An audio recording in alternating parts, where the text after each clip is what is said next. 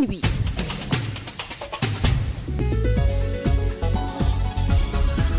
Hapsa Eliman Wan. Bonjour et bienvenue à ce bulletin d'information en français en Wolof. Pape Abdoulaye Dièye assure les opérations techniques. Grande manifestation du M2D ce mercredi au terrain de HLM Grand Yoff pour célébrer le 23 juin. Les membres appellent à la mobilisation et invitent les Sénégalais à venir marquer de leur présence cette date historique. Le mot d'ordre consiste à porter des habits rouges. Nous écoutons la porte-parole du jour, Fatou Blondin Diop, au micro de Birama Ndiaye. Aujourd'hui, c'était pour dire qu'il y a un rassemblement demain, 23 juin 2021, au stade de HLM Grand Yoff, à partir de 15h. Nous y invitons tous les Sénégalais à venir encore une fois marquer le refus de la remise en question des acquis démocratiques. Et donc nous appelons vraiment tout le peuple sénégalais à venir manifester pacifiquement, exprimer le ressentiment et tel que la Constitution nous en donne le droit. Pourquoi avez-vous choisi en face du stade de France? Parce que je pense que déjà c'est une place très honorable et qu'il y a eu des péripéties. Donc la place de la Nation a été occupée. Qu'à cela ne tienne, il y a beaucoup de places au Sénégal pour manifester. Ce qui compte, c'est qu'il n'y ait pas de débordement. Ce qui compte, c'est que les messages passent.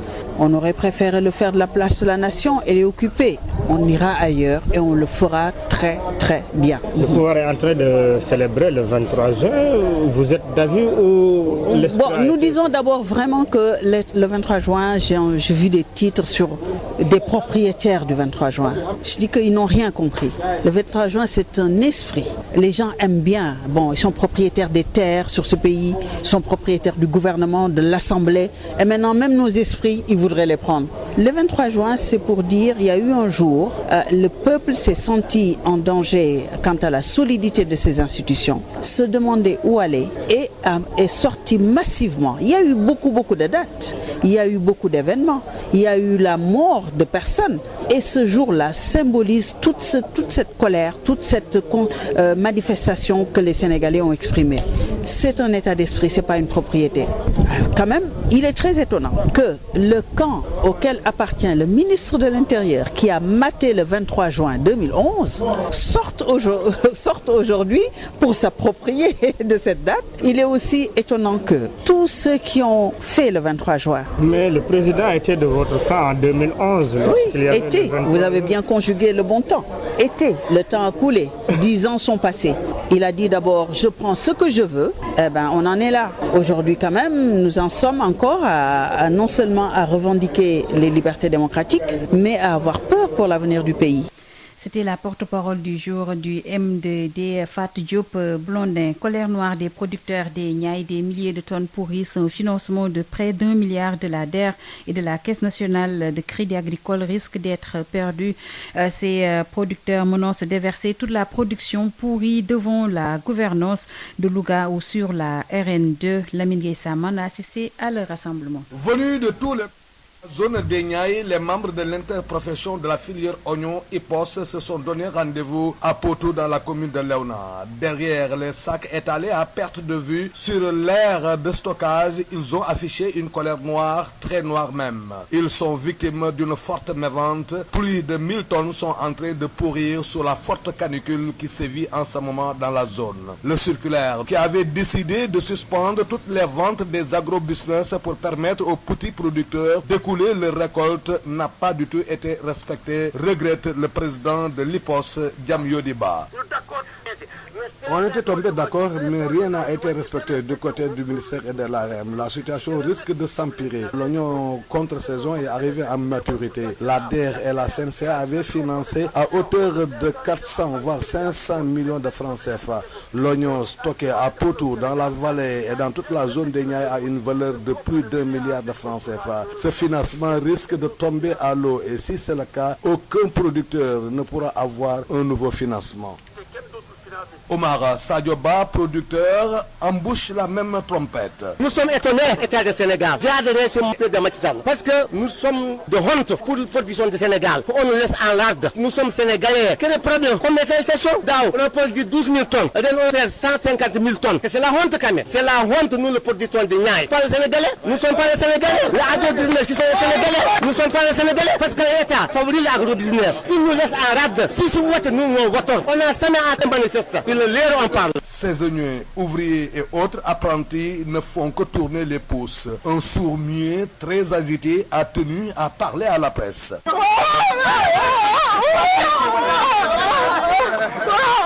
Si rien n'est fait, les producteurs d'Eniaï menacent de déverser toute la production pourrie devant la gouvernance de Louga ou sur la RN2 Louga-Saint-Louis.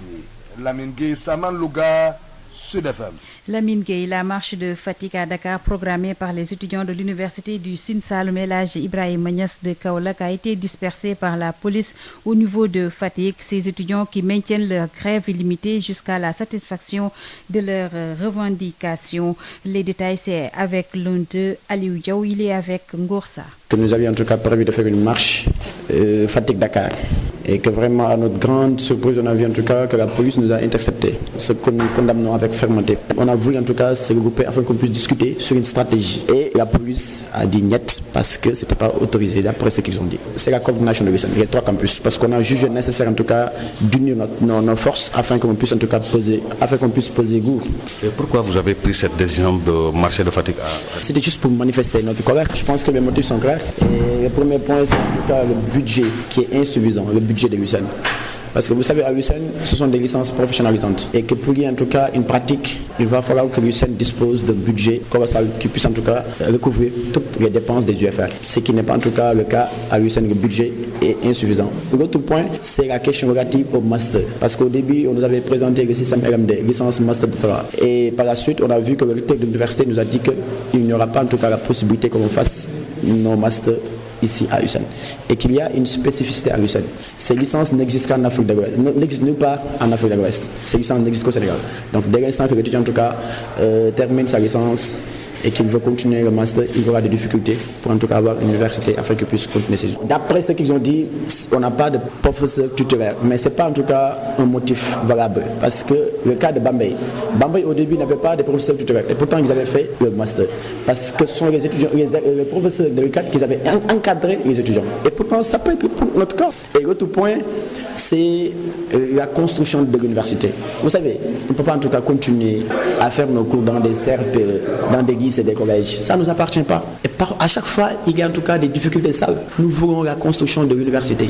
Aliou Diaw, qui fait partie des étudiants de l'université du Sine Saloum El Hadji Ibrahima Niass de Kaolack, retenu sur l'international qu'en Mauritanie, l'ancien président Mohamed Ould Abdelaziz a été arrêté ce mardi par un juge du pôle de lutte anticorruption du parquet de Nouakchott. Pour rappel, il a été inculpé le 12 mars 2021 pour corruption, détournement de biens publics et blanchiment d'argent.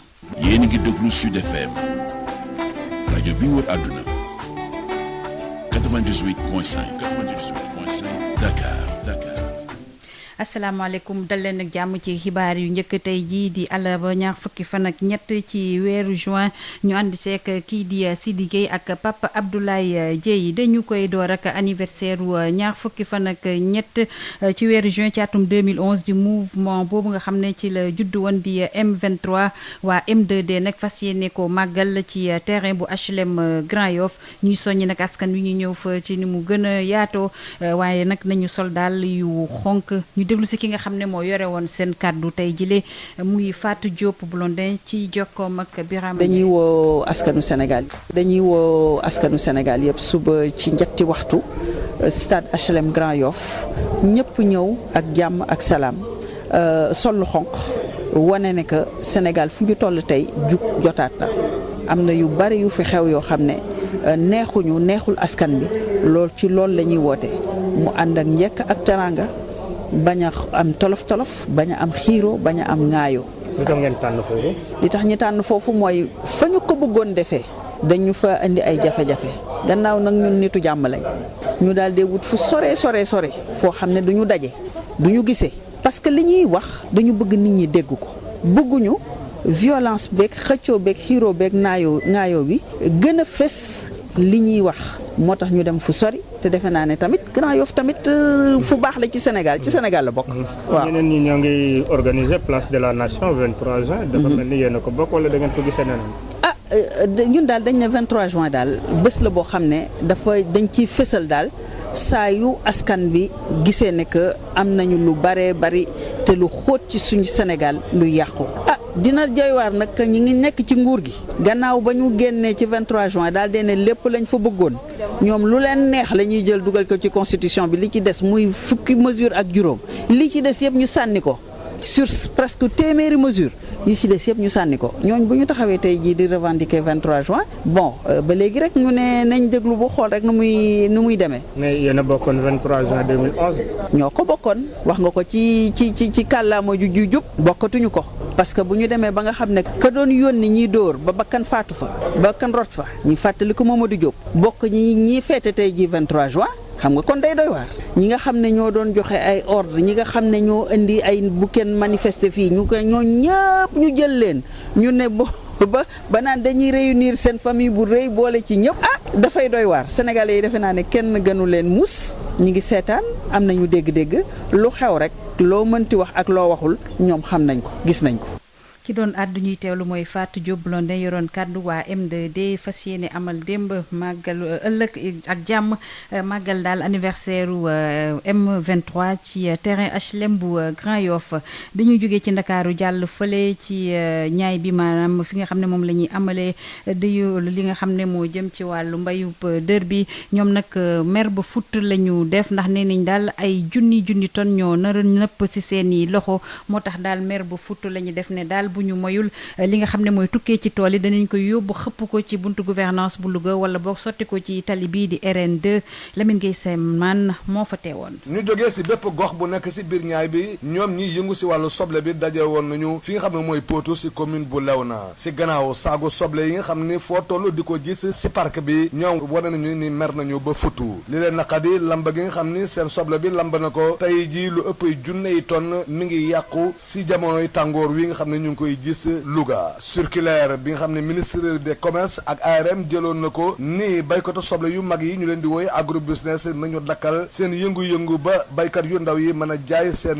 meññeef loolu mujjuñu ko respecté président kuréel gi ëmb mboole mi ku yëngu si wàllu soble si biir Sénégal di ko naqarul lool jam yoo di ba ñu d'accord tool yu mag yi bee tool yu ndaw yi wàññi kenn respecté wu ko loolu nekk musiba la ci réew li ci gën a métti soble nawet parce que ñor na te boobu bu dalee ci kaw bii ko fi jëndoon soble da ngay perte su ngeen bootul gàcce bu rëy dana am ndax DER finance yi na lu ëpp na 400 millions wala 500 millions ak banque crédit agricole jënd nañu soble stocké ko fii ci Potou ak ci Vallée de Fleuve Sénégal ak ci ñaay bi yëpp benn kilo jërugu ci stock bi ëpp na milliard te si bootul xaaj boobu day perte su perte kenn dootul financé. Oumar Sadio Ba moom itam di baykatu soble lu ni mel la wax. nit ñi ñu ngi jël bor ci banque yi ak mutuelle yi ba ñëw fii te moo ñu jaay son exploiteur de Macky Sall lañ koy adressé na seetaat mbéy mi seetaat toogaay bi immédiatement li nun loolu lay wax nun waa Potou parce que nun duñu manifeste duñu takk ay branche rouge wante il est leer nag boo xamul kan la yow ko nga xam yow kan nga daaw 12 000 tonnes la defoon ren noo ngi ci 150 000 tonnes ci ngañ mbay bi rek pourquoi pas état mu ñu orienté ñu tax ñu turaay wax dëgg yàlla ñun Sénégalais lañ woti neefee ñun ñooy woti gaal yi leen demoon ñi bis nañu ñu leen dañuy béy ñu béy mu ñu jaaykat gaal mu dem ci gaal gi ñu tuddee saisonnier wala bokk surga ouvrier yi apprenti yi ñoom itam bokkoon nañu seen ndaje mi ñu ni nekkuwuñ fi lu dul dammi seeni baaraam ndax amatuñu liggéey kenn si ñoom mer ba futu muuma yëngu lool ne faw dafay wax ak taskatu xibaar yi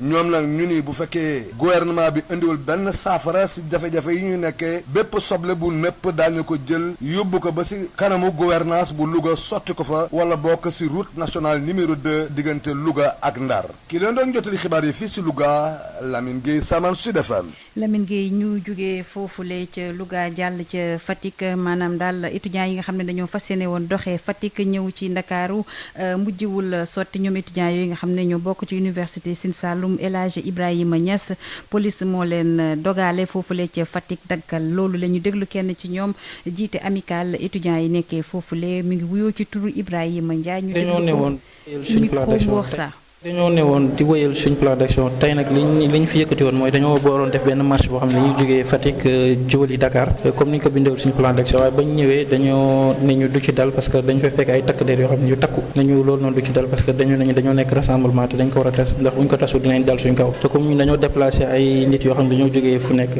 pour li nga xamante ne mooy seen kaaraange te si ñun lu aju moo tax ñu préféré tas leen ku nekk ñibbi sa kër après ñu leer si ñun dinañ ko gérer fii suñ biir ñetti campus bi lañ jógee parce que am na ñu jógee Kaffrine am na ñu jógee Kaolack fekk si ñi nga xamante ne ñoo nekk Fatick pour ñu war a ànd dem jubali Dakar. lan ngeen di ñaxtu ba tax ngeen di dem Dakar. waaw li ñuy ñaxtu moom daanaka ñëpp xam nañ ko parce que boo xoolee bañ koy commencé ñaxtu léegi yàgg na parce que wàcc nañ sax si tali bi jàmmaaloog police te takk der yi bañ tas fépp ci seen dëkk bi te li ñuy ñaxtu moom ñett rek la aaju li si njëkk mooy suñ budget bi nga xamante ne moom la ñuy doxee xaalis bi ñu yokkal ñu ko parce que ñun xool nañ ba xool gis nañ ne doyu rax ci doolu aussi université bi nga xamante ne depuis 2015 la son excellence Macky Sall dépose première pierre bi booba tey gisuñ benn bâtiment boo xamante ne taxaw na te loolu noonu dafa nekk loo xam ne étudiants yi nekk fii ñu ngi koy ressentir parce que boo xoolee amul benn étudiant boo xamante ne di nga def ñaari cours ci benn endroit boo xamante ne bokk na da ngay xëy fi def fi cours 10 heures nga dem def feneen te foofu noonu ñu defee cours yëpp nekk loo xam ne dañ ko moom dañu koy abal te ñooñu noonu c'est en fonction de seen disponibilité lañ koy abal lu jëm ci professeurs yi tamit comme ni nga ko waxee rek loolu yëpp day dellu ci budget parce que ministre bi ñëwoon na fi moom jël engagement ne USSEN campus yi dañ ko commencé tabax tamit dinañ leen yokkal ay professeurs dinañ leen yokkal seen budget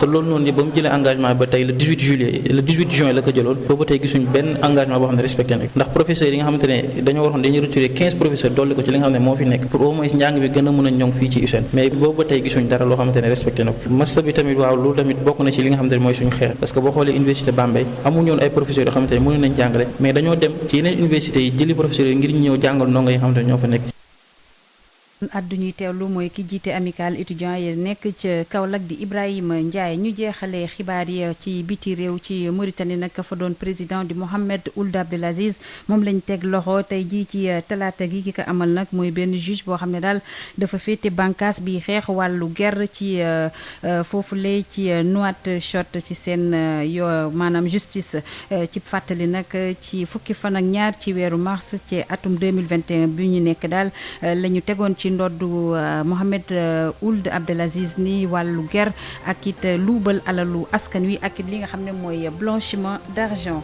lii lañ leen indiloon ci wàllu xibaar yu njëkk tey ji àllarba ñaar fukki fan ak ñett ci weeru juin bu fajar jotee ak jàmm beneen équipe dina fi teew ngir dëgtal leen yeneen i xibaar ni mu gën a yaatoo ñu sant gërëm ñi ñu ci àndaloon muy Pape Abdoulaye Dieye ak Sidi Gueye sant leen it gërëm leen yéen ñi safoo rajo Sud FM Sidi Gueye boobu ma duppee l'homme de la nuit sax laa leen di bàyyeel mu wéy ak yéen ci programme bi ba fajar ak jàmm.